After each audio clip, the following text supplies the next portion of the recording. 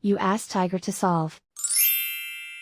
This deals with linear equations with one unknown. The final result is n equals 8. Let's solve it step by step. Group all constants on the right side of the equation. Add 3 to both sides.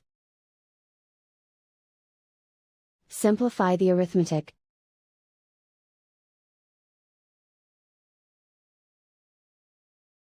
Isolate the n. Divide both sides by -6. Cancel out the negatives.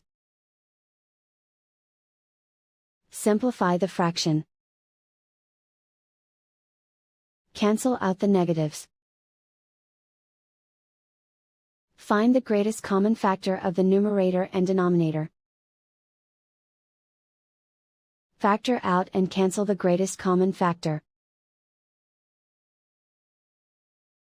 And so the final result is n equals 8.